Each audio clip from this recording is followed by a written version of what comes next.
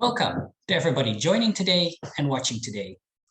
We are very excited to be hosting this webinar that focuses on a topic so squarely close to our hearts: the United Nations Sustainable Development Goals. We are all touched by the SDGs, and we all have a contribution to make towards the SDGs. The business world recognizes this, with many businesses making commitments and promises to take action towards the goals. After all, there's no future for the economy without a future for the planet. The question is, how can companies actually move from making commitments to making real progress? We are excited to have a conversation today with both academics and companies to discuss different strategies for making contributions towards the SDGs.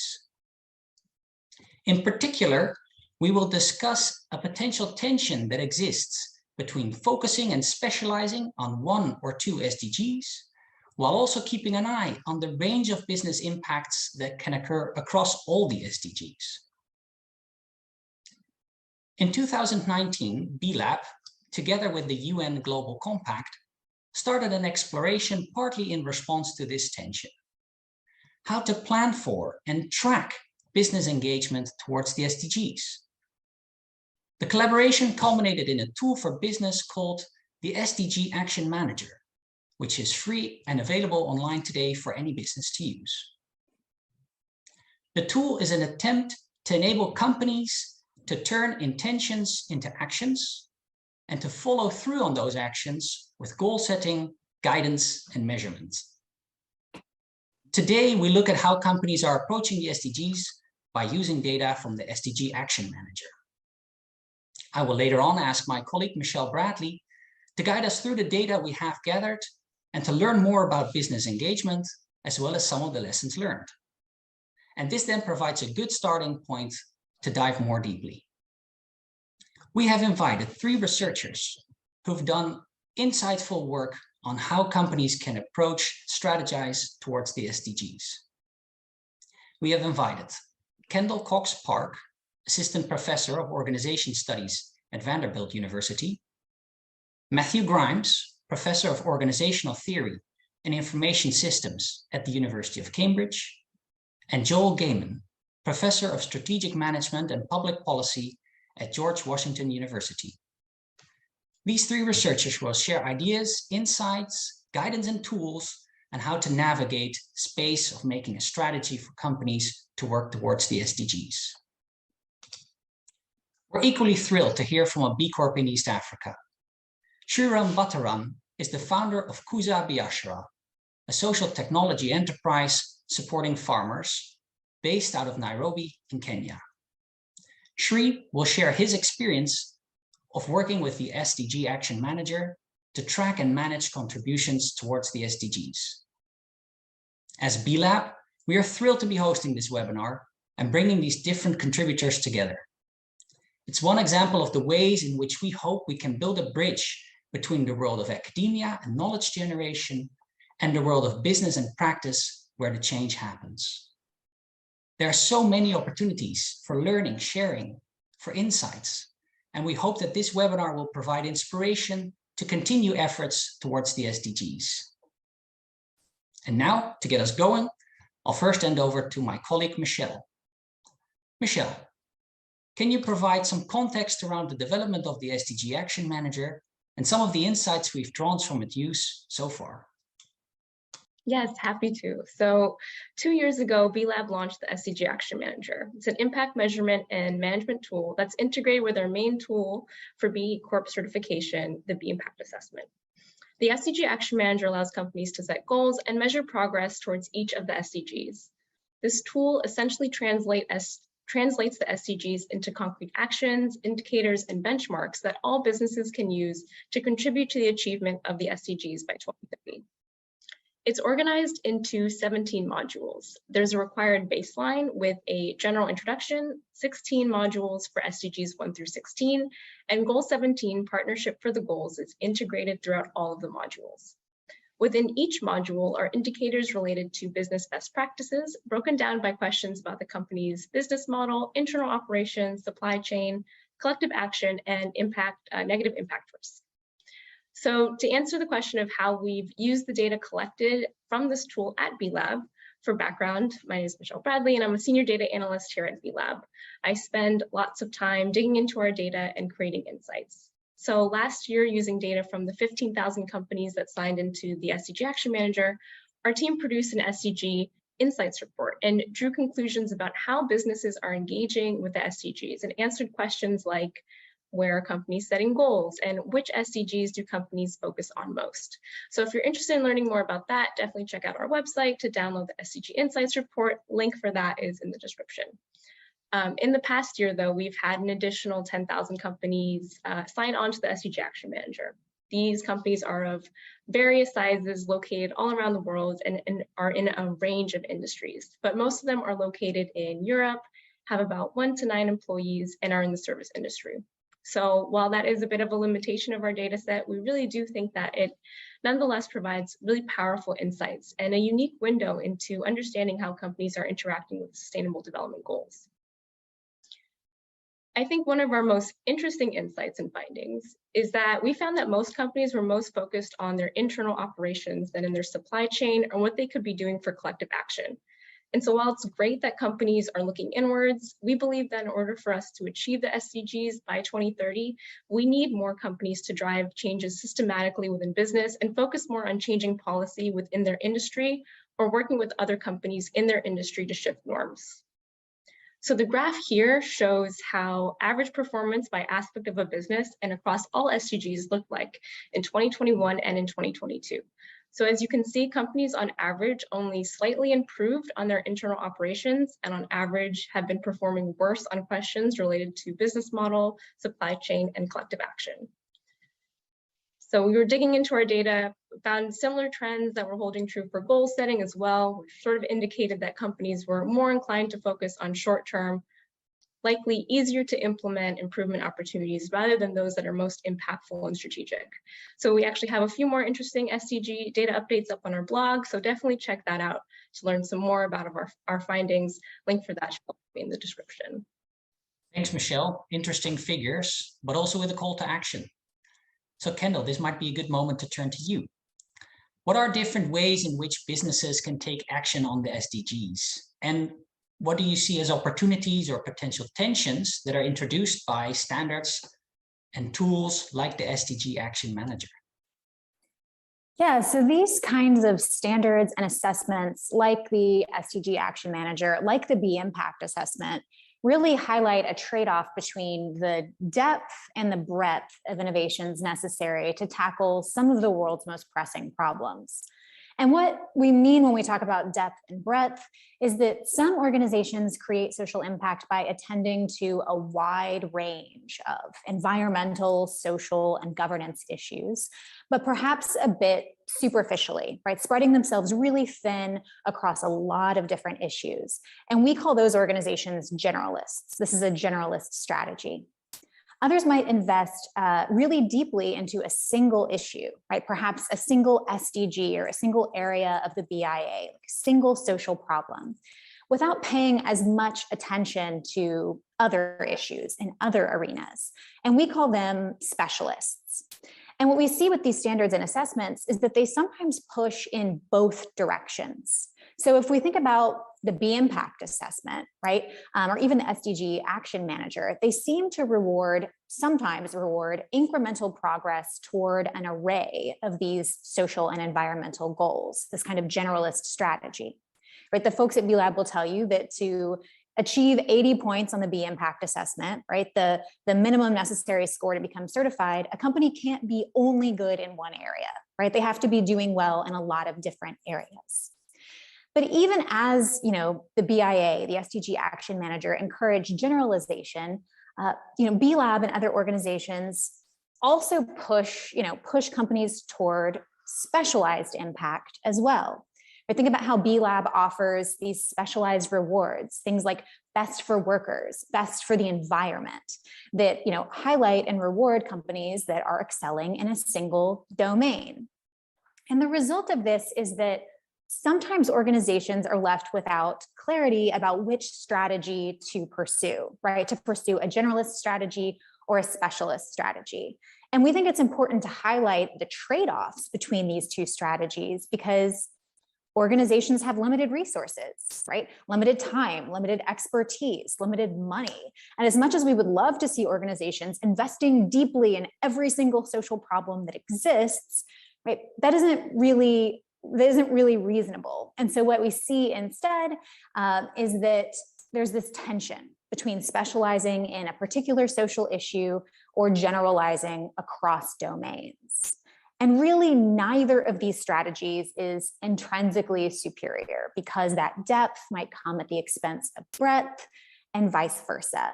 And we think that it's critical to recognize this trade-off because just as the problems underlying SDGs are interconnected and interdependent, right? That's what we mean when we talk about wicked problems, these big problems that are all connected to each other. Their solutions are undoubtedly inextricably linked too, sometimes in really subtle ways, such that advancement toward one goal can cause unexpected losses from another. Right? So think, for example, about how attempts to foster economic development might exacerbate environmental concerns. Right? Or, a singular focus on climate change could hamper economic development in underserved communities and make inequality worse. When these problems are interdependent, both specialization and generalization can undermine impact.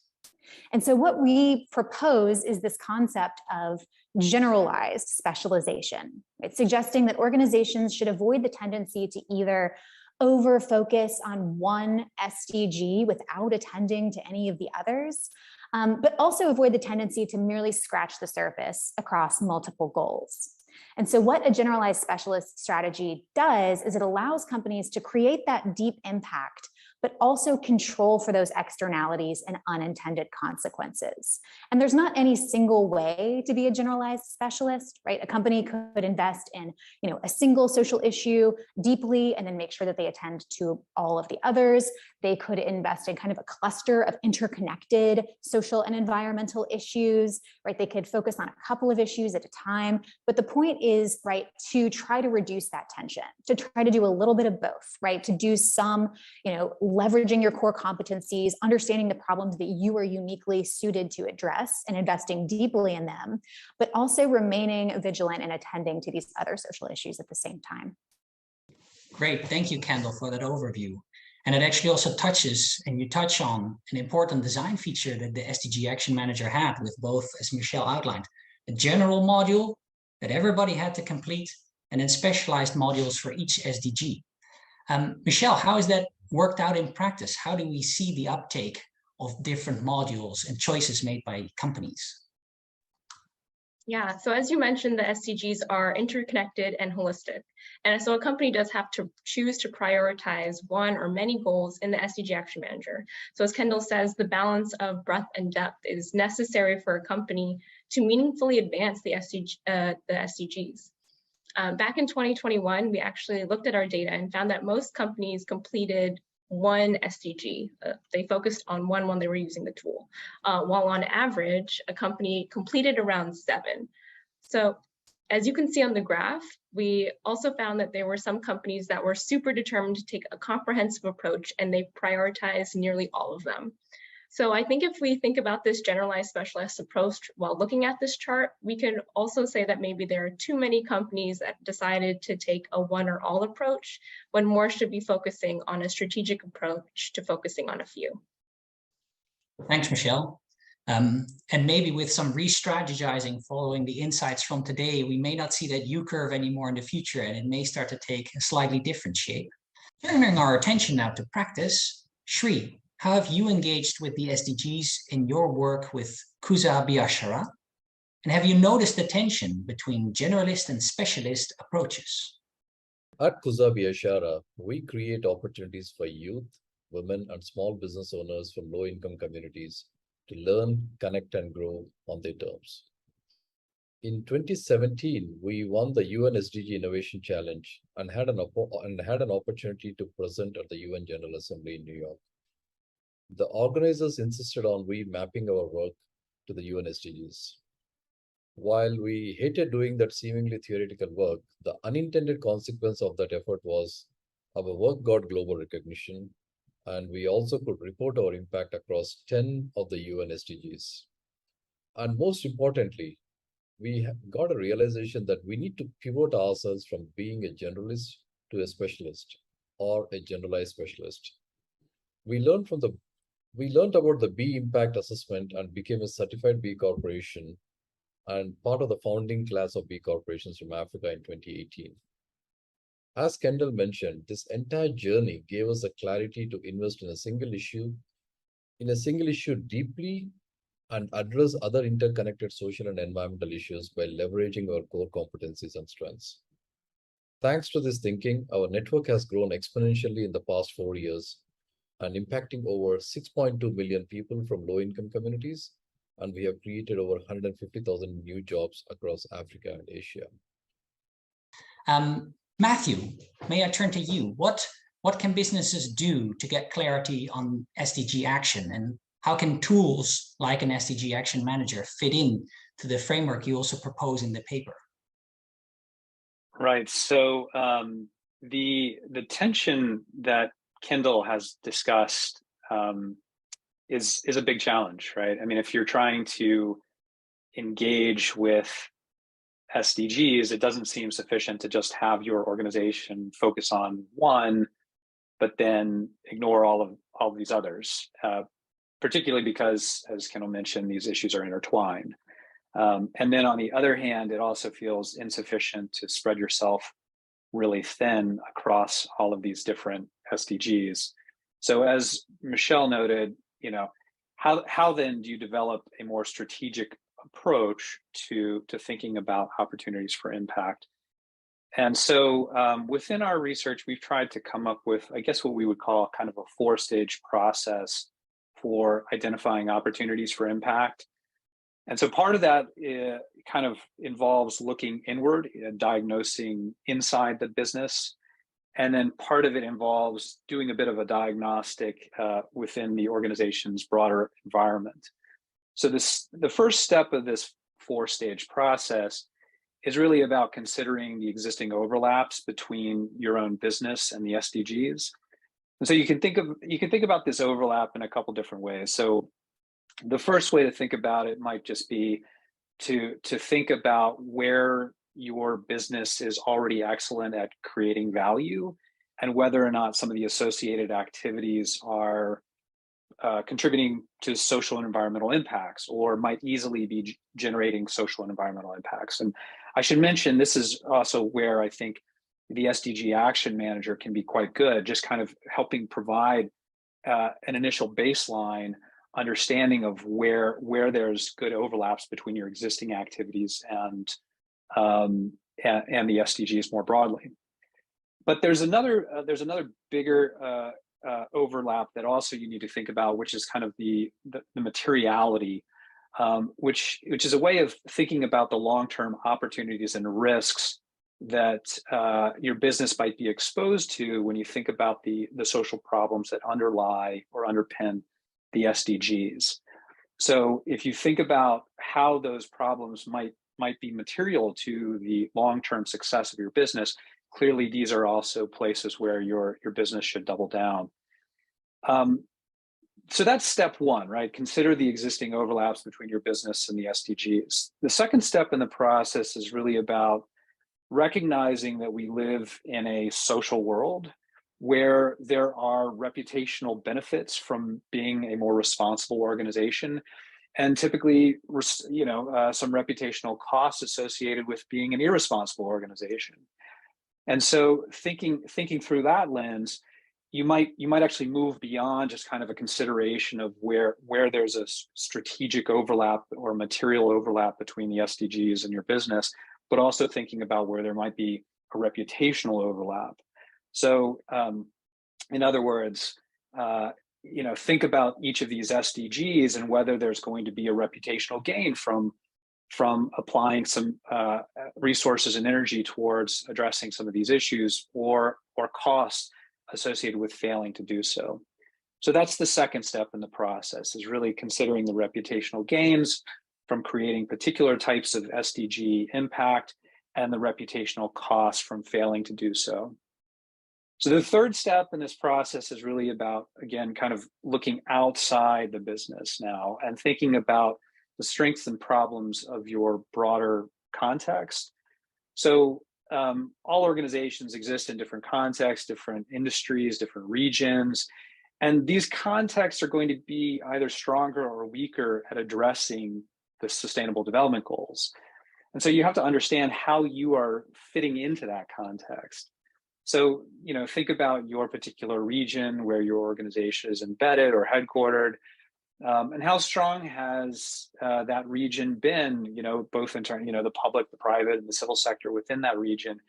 How strong are these different sectors at addressing, a particular SDG like climate action, right? So, on the one hand, if this on the web, Siri's talking to me for a second.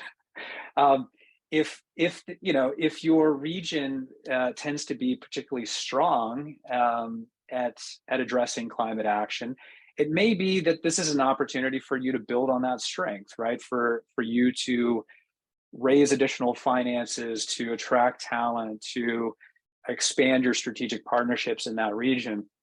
But then again, on the other hand, to the extent that your region or your context might be particularly poor at addressing a given SDG, well, that is also an opportunity, right? It means that there's a void, there's a gap in that context, and that might be a real opportunity for your organization to lean in and help to fill that gap. So that's step 3, looking outside the business and considering the strengths and the problems of your context and how your business might fit in to that context.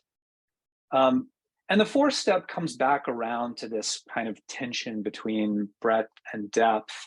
And so we created a tool that we think kind of works in tandem with the SDG Action Manager. And we've referred to it as kind of the SDG Impact Canvas, but it's a way of basically visualizing how your organization is contributing to various SDGs so that you can see the breadth and the depth at which you are applying resources and energy towards different SDGs, to allow you to not just visualize, but then to track over time how that might be changing. And I think, again, this is where the SDG Action Manager has been very effective at really allowing companies to not just determine that initial baseline, like I was referring to in the first step of this process, but really about tracking your progress over time to see your impact journey over time. So we think the Impact Canvas is a simple tool for helping to visualize that depth and breadth trade-off in tandem with tools like the SDG Action Manager. And in going through this 4-stage process, our hope is that this will provide companies with a bit more clarity as to how to be a bit more strategic about engaging with the SDGs. Thanks, Matthew, for running us through all those steps and stages that are also, I should say to all the viewers, very clearly outlined, of course, in the paper that's available through open access online and to which you can find the links with the video.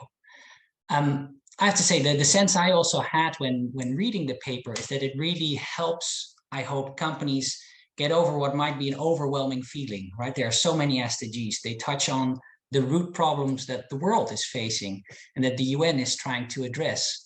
And humbled by that, I guess it can be, very overwhelming to know where to start. So I really hope that the tools can work in the way that they enable and to make steps, to make first steps, maybe to make next steps for some others.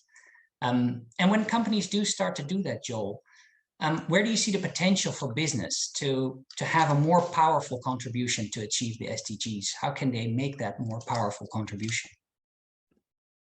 Yeah, thank you, Joachim. I think, as you were just noting, one of the challenges for any business is deciding where to start.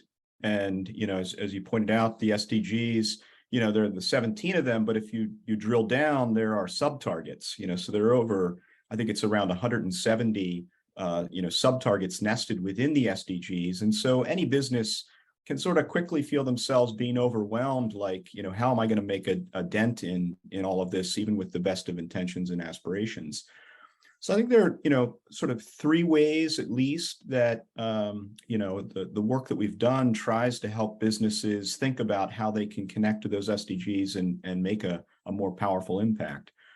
When I talk to my MBA students, one of the things I ask them is, what's the value of theory? Like, why have a theory?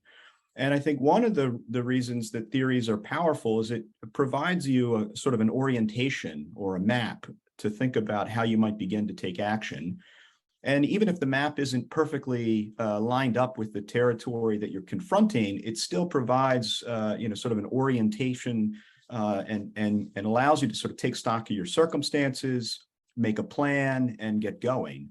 And so one of the ways our framework helps is, I think that, metaphorically, you can think about it as helping you create your map for action. The second thing that we've seen today is, the framework begins to give a management team, an organization, a vocabulary for starting to have a conversation with themselves about what it is they're doing and what it is they might do as part of their sustainability journey. And, in one hand, that might seem like a small thing, but, to the extent you think about someone like Wittgenstein's idea that the limits of your language are the limits of your world, having a new vocabulary is actually, literally can be world changing. You can now start to see distinctions that you didn't see before in your environment. You can start to think about impacts that you're having for good or ill that you weren't necessarily attuned to. And so right away, we think that one of the ways that this framework can be powerful is that a management team can start discussing and debating. For instance, do I want to be a generalist? I never even thought of myself in those terms. Do I want to be a specialist? What kinds of priorities do we want to make? Sometimes you may have made priorities, more or less by default or by backing into them, but they weren't necessarily intended. And so this allows you to surface, where exactly are you making commitments? And so the vocabulary helps you to make those distinctions. And then I think the third way, and perhaps the most important way, is that creates a way of catalyzing action and alignment for the entire management team. So there are lots of reasons that organizations engage in strategy making, but one of the key benefits of engaging in this kind of strategic work is to bring alignment throughout the organization so you can articulate what it is we stand for. And at the same time, one of the most important things we know about strategy is if you're not saying no to things, you don't have a strategy. So what the framework also allows you to do is to figure out what is it we want to say yes to and what is it we want to say no to, so that we can, as a result, actually make some difference on some of the areas. And so I think in that way, it provides, management teams, organizations with the ability to build a roadmap for themselves, to think about where they want to contribute in a powerful way to the SDGs. And then, to understand that they're making choices about where not to play. And then, of course, to do that repeatedly over time, right? So it's not just a once and done, exercise, but you would come back to this as part of your sustainability journey as you, learn and build capabilities in one area. You might decide to deepen and go further there, or you might also decide that, places where you thought you had strengths or could make a difference, maybe it's not worked out as well as you thought, and it allows you to divert your resources elsewhere. Great. Thank you for that contribution too. And a good reminder that strategy is also about saying no, maybe something we often forget when we're enthusiastic about things we can achieve, that the saying no is an important part of thinking that through and working it through. Sri, turning back to you, because it's so valuable to also hear the voice from practice and to learn about your lived experience. How have you used B-Lab's tools, such as the SDG Action Manager or the BIA, to inform your SDG strategy? Do you foresee any adaptations even based on today's conversation? Yeah, so we sat down as a team and made a map, a measurable, accountable plan for action in consultation with our management team, our extended partners, communities, and most importantly, our customers. When we reflected deeply on that and applied the lens of the SDG Action Manager and B Impact Assessment tool, two things bubbled up clearly. One, a start doing list, and second, a stop doing list. And as a company, we made a conscious choice to start saying no to very many ideas, references, and are now deliberate about what we want to do, how we want to do, and be intentional about the actions we take. As Joel mentioned, what we need is a language and vocabulary. We intend to actively adopt the framework so that we can articulate and, in a way, articulate our narrative and consciously work towards socializing it with all our stakeholders. As I said again, the unintended consequence of this framework thinking is that Kuza Biashara got recognized as the best for the world for customers 3 years in a row, and our current B impact assessment score has gone up by 30%. We are also curious, as is common also in academic papers, to hear what your future plans are. What are the future exciting avenues of research that you might be able to share with us? And maybe if you can, touch on the role that B Corps can play in that. What role can the data on B Corps play in that to make sure we all put our effort in on that front as well? So, I mean, one of the things that Joel just mentioned is the value of theories as a map. I think partially one of the things that we would like to do in terms of pushing the theory that we've created here around generalization and specialization, pushing that forward, is to determine whether this map is in fact a valuable map, is a correct map of the world and the territory. So I think in doing that kind of research is going to involve asking questions about, for instance, how do firms actually benefit reputationally from specializing or generalizing in their approach to the SDGs? Or, for example, what are the actual impacts of these different targeting strategies, right? So to the extent that organizations are starting to specialize, well, what are the effects of that organizationally, but also societally?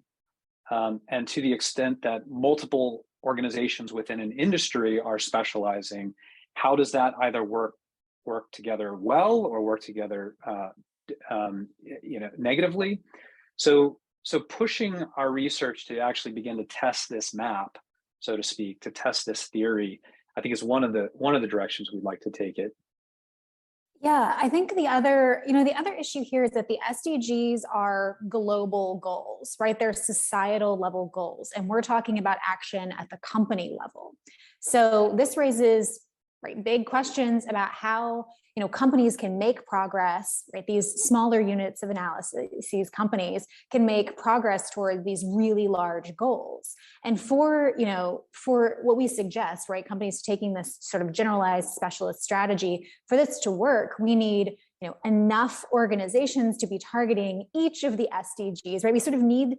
We need their efforts to be evenly dispersed rather than seeing, most companies are working towards these specific problems and then these other problems are going untouched. And we don't really know how that's working, right? And this is something that the data that you all are collecting can help us with is figuring out how these efforts are distributed so that we can know whether we're making real progress kind of evenly toward all of these SDGs.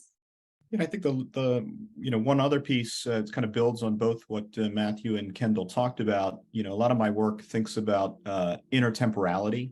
So the challenges of sustainability, if you think about it as a journey, the question is, what should I be doing today to perhaps affect a change tomorrow, where tomorrow might not literally be tomorrow. We can think about this in terms of intergenerational impacts. And so I think one of the big challenges for people that are interested in the SDGs is, how do we know today whether or not we're on track, for example, to hit some kind of goal in 2030 or 2050, or, even further down the line, because of the complexity of the issues that we're confronting. There's a lot of nonlinear dynamics and complexities that play out. And so a lot of what I have been thinking about lately is, what would my dashboard look like today that tells me whether or not we're on course or not to get to desired end states at different points in time in the future. And then how do we, if we're not making the progress we want, how do we, have additional interventions? And that requires a really, complex understanding of some of the dynamics involved in these goals. Joel, can I ask one follow-on question there? What role do you see for the collective, the aggregate data of something like the SDG Action Manager in telling us something about how companies are contributing to the SDGs more broadly? We'll struggle to generalize always, right? We have some limitations to take into account, but what's the promise there for learning more broadly about business contributions to the SDGs? Yeah, no, I think that's exactly, I mean, that's what we see as one of the promises. I mean, if you go back to some of the comments that Matthew was making, for example, where you're doing this look in at your business, but also this look out at the landscape. And I think that what the SDG Action Manager and the other data that B-Lab is collecting potentially enables is moving from that sort of meso organizational level to a more macro scale of understanding of like what are the impacts of business. And that could be, specific to a country or a region. And then of course you can roll up from there. But that I think is one of the promises, that the data hold. And so even though it's only a slice of the business, to the extent we can understand how representative that is or is not of the larger business community, we can start to understand, to Kendall's point, are there places where, for example, maybe businesses don't play or can't play? So maybe business is not the solution for all 17 SDGs, but it's really good at several of them collectively. Well, that would be really important information to understand from a policy perspective, and to understand where governments might need to play a larger role, or where NGOs might need to play a larger role, and vice versa, where maybe they're not. They don't need to devote their time and energy because we can come up with more market-oriented solutions to certain things. So I think that to me is, if you step back, where you have an ecology of organizations involved, government, NGOs, business, trying to understand where business fits into the SDGs versus where other organizational forms, might also play. I think that, that's knowledge that I think we still lack, and I'm excited to see develop. So one other point here too, and this is not necessarily to plug B-Lab, but it kind of is a plug. I mean, I think one of the things that's interesting about B-Lab is that there's a purposeful approach to making change through systems. So taking a variety of different approaches, whether it's certification, whether it's impact assessment, whether it's regulatory change, and applying pulling all of these different levers to see what makes a difference, and to potentially to supplement and complement one another, right? And I think that that's another area that is useful to explore here is what are the ways in which these kinds of systems interventions are encouraging approaches towards the SDGs, driving actual organizational efforts in different directions, as well as organizational impacts and societal impacts. And so looking at the effects of systems on systems change and systems impact, it would be really valuable here as well. That's great to hear. And can I just echo, that's also the number one question that we as the Insights team at B-Lab will try to be working with and working on, this collective of interventions and ways of approaching the system and seeing if in tandem, that's our theory, if in tandem they do make a difference to system change. So definitely a joint agenda there for research. Are there any final reflections from any of you to share with either the B Corps, the wider business community, or for our own learning? I think I just have one more plug for the SDG Insights report that we had, just because it also speaks to if a company wants to go in there and see where are people, like what have we been able to see, different industries are focusing on different SDGs, what are the most prioritized SDGs. We've seen in our report that, for example, SDG 1 is the most prioritized, SDG 4 quality education is the least. And maybe if you are a business that are focusing on quality education, like this is maybe a call to encourage the business community to work more on it. So yeah, definitely check it out. I think just on behalf of our author team, I would just say we're curious. So, please, open invitation at any point to reach out to any of us and kind of tell us, how it's going as you try to use some of the tools we've created. And likewise, feedback that, can help us provide, new insights back out to the, B Corp community. I think we're all ears and, very interested to hear from, B Corps that are really engaged in this work. So.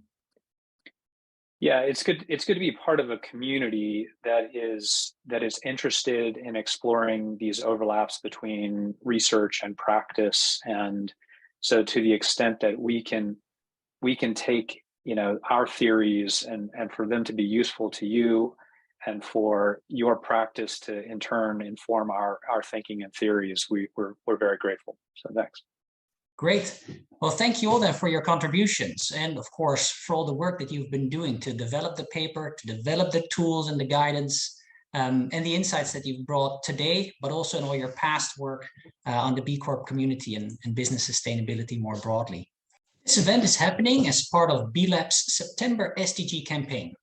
Please follow along on social media, #the SDGs are your business, for more content related to how businesses can take action for the global goals and the 2030 agenda.